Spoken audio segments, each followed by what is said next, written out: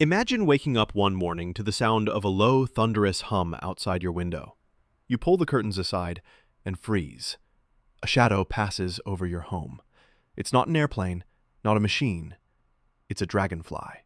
Its wings wider than the street below, its body gleaming like armored steel, its compound eyes fixed on you.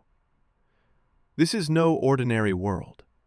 This is a world where insects are the size of cars. Insects. They are everywhere. Small, overlooked, essential. There are more of them than any other animal on Earth. For every single human, there are roughly 200 million insects. They pollinate our crops, recycle waste, and form the foundation of countless ecosystems. But their small size is not an accident. It is the reason they thrive. Now imagine if that changed. What if the insects we know, ants, beetles, spiders, mosquitoes, and wasps, suddenly grew to the size of cars? What would our world become? And more importantly, could humanity survive? To understand this scenario, we must first ask a simple question. Why are insects small in the first place? Insects breathe through tiny tubes in their bodies called tracheae. Unlike humans, they do not have lungs. Instead, oxygen flows passively through these tubes, diffusing directly into their tissues. This system works perfectly on a small scale, but as an insect grows larger, the oxygen cannot travel deep enough to sustain its body. That is why modern insects are limited in size. But millions of years ago, during the Carboniferous period, something extraordinary happened.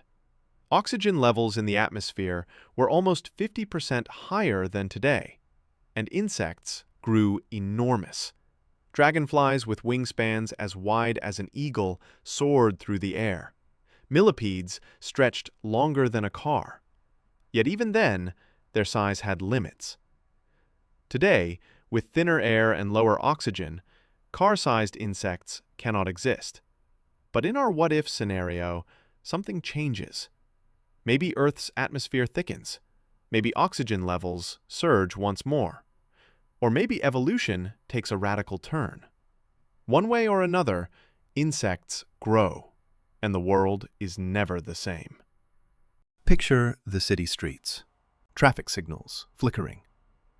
Now imagine a swarm of mosquitoes, each one the size of a sedan, rising into the night sky.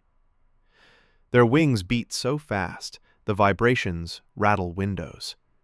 Their proboscises, sharp and hollow, are long enough to pierce through a human chest.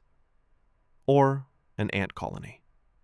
A single worker ant, normally harmless, is now a six-legged juggernaut weighing over a ton. It can carry more than 50 times its own weight. That means lifting trucks, or tearing through walls as if they were paper. A wasp becomes a nightmare of steel and venom. Its stinger could pierce straight through metal. A swarm of them? Unstoppable. Humanity faces a choice: risk coexisting with these giants, or starve without their pollination.